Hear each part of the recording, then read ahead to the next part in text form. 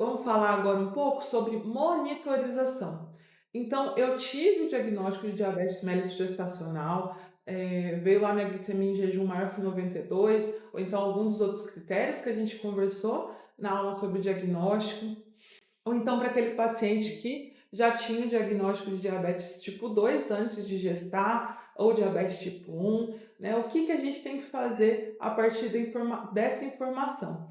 É de extrema importância que essa paciente ela tenha em mente que ela vai precisar monitorizar os valores de glicemia. E como que a gente faz isso? Né? De uma forma bastante simples, que é utilizando esse aparelhinho aqui que você já deve ter visto alguém usar, às vezes algum familiar seu, algum parente que faz acompanhamento de diabetes e ele tem lá esse aparelhinho sempre com ele. Isso aqui é um glicosímetro, ele mede a nossa glicemia lá no capilarzinho de sangue. Então, quando a gente tem esse equipamento bem guardado, aí, bem calibradinho, ele é bem confiável e a gente usa para saber como que as glicemias dessa gestante estão se comportando ao longo do dia, né, conforme aquilo que ela se alimenta, conforme as atividades que ela tem realizado.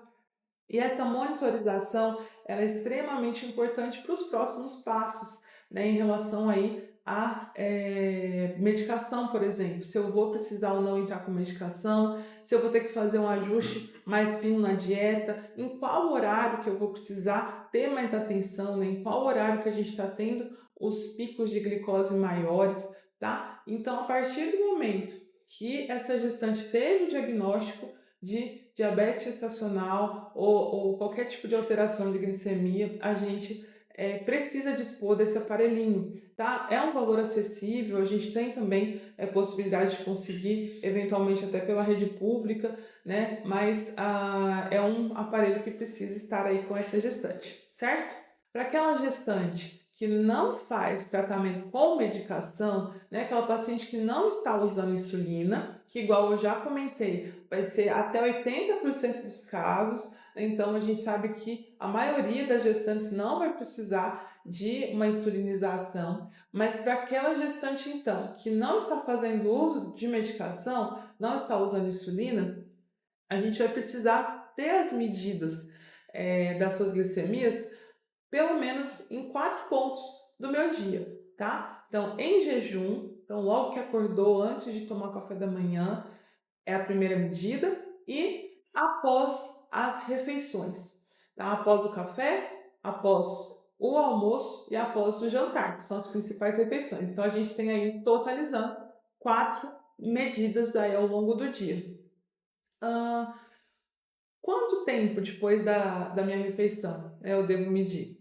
A gente prefere, né, a gente dá preferência que essa medida seja feita depois de 1 hora, tá? Então, depois de 1 hora que a paciente iniciou sua alimentação, ela vai lá e mede nesse pós-refeição, tá? Então, a gente sabe que muitas vezes a paciente vem com orientação de 2 horas, porque, especialmente nas pacientes que não estão gestando, a gente tem essa orientação de 2 horas. Pode ser utilizada também, tá? E ela é até interessante quando a paciente tem que usar algum tipo específico de insulina, né? Mas, regra geral, a gente prefere que seja medido após 1 hora, porque a gente tem uma noção melhor de como está sendo o impacto da alimentação nessa glicemia, tá? Então, você pode fazer essa medida 1 hora após a refeição e você vai anotar, tá bom? É importante que a gente tenha uma forma de anotação, né? Tem pacientes que preferem lá um aplicativo, preferem anotar no celular, né? Tem a turma do papel também, né? Eu gosto muito particularmente, a gente consegue visualizar muito bem, ter uma ideia, às vezes até é melhor quando a gente põe bem bonitinho no papel, mas tem que ser anotado, tá? Porque isso vai orientar a gente em relação ao seu tratamento, né? Eu não posso ficar dependendo só do exame laboratorial que é feito num espaço muito grande de tempo, ou então de alguma aferição tão pouco frequente, né? Então, a gente usa as medidas da glicemia e são extremamente benéficas, tá? Então, eu comecei falando daquela gestante que é a mais frequente, no caso do diabetes gestacional, que não usa insulina. Ela vai fazer essa medida em 4 pontos do dia, certo? Quem trata com medicação, né, então aquela gestante que já Foi necessário entrar com insulina ou aquela que já vinha usando insulina anteriormente à gestação, a gente tem que fazer um pouco mais de medidas, tá? Então a gente faz um perfil de 6 pontos. Você vai medir 6 momentos do dia. Quais são esses momentos? Em jejum, sempre, né? Eu sempre tenho que ter essa medida em jejum e 1 hora depois do café da manhã.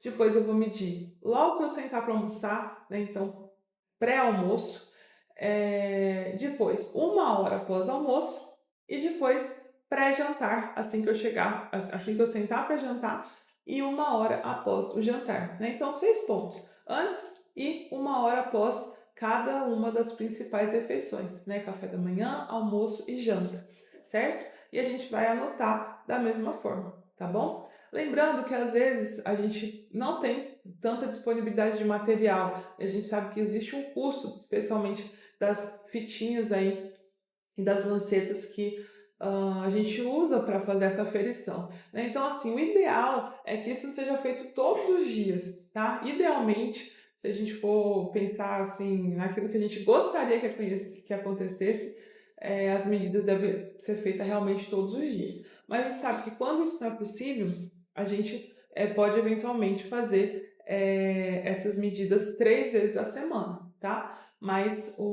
quanto mais medidas a gente tiver, melhor vai ser a qualidade da informação que eu vou ter, né, em relação ao tratamento, certo?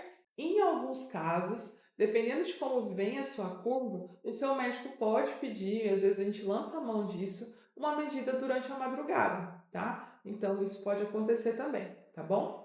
Então vamos agora falar sobre os alvos, né? Qual que é o meu objetivo no acompanhamento, no tratamento dessa gestante? A gente precisa que antes do café da manhã, né, lá no meu jejum, a minha glicemia aqui, que eu vou medir nesse aparelho, que ela esteja abaixo de 95, tá? Se eu tiver muito baixa, né, especialmente aí abaixo de 70, ou se a paciente acordar com sintomas já aí abaixo de 65, a gente precisa estar atento que, especialmente no caso, né, que ela está usando insulina, a gente precisa dar uma melhorada, uma ajustada nessa dose, né, que pode estar muito. Então, o alvo em jejum até 95, certo? 1 hora depois da refeição, ela tem que já estar abaixo, a gente vai ter um pico, né, mas é importante que esteja abaixo de 140. E 2 horas depois da minha refeição, que esteja abaixo de 120, tá? Então, antes da refeição até 95, 1 hora após até 140 e 2 horas depois até 120, certo? Nos casos das medidas feitas durante a madrugada, né, a gente normalmente orienta esse paciente a medir por volta de 3 da manhã, entre 2 e 4 horas da manhã, né, e o nosso alvo nesse momento é que a glicemia esteja por volta de 80 a 120, tá? Então esse é o alvo durante esse período. A gente entende que cada refeição a gente vai ter um pico, né? Eu vou me alimentar, eu preciso me alimentar, né? Ainda mais gerando aí um bebezinho, eu preciso me alimentar bem, mas eu tenho que ficar atento. Como é que está essa curva da minha glicemia e esse pico que a minha alimentação está fazendo?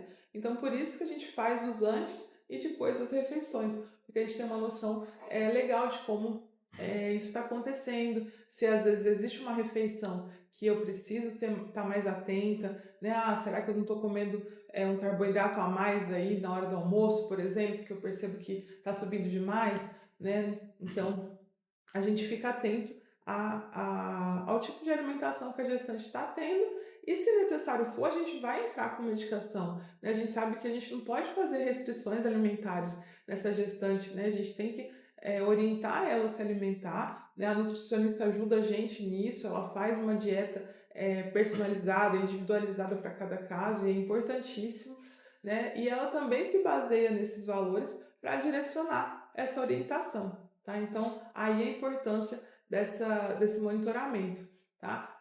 Normalmente as gestantes se empenham bastante nisso quando elas entendem a importância e realmente a partir desses valores a gente vai definir as nossas condutas aí, o nosso tratamento, a forma como a gente vai abordar, tá bom?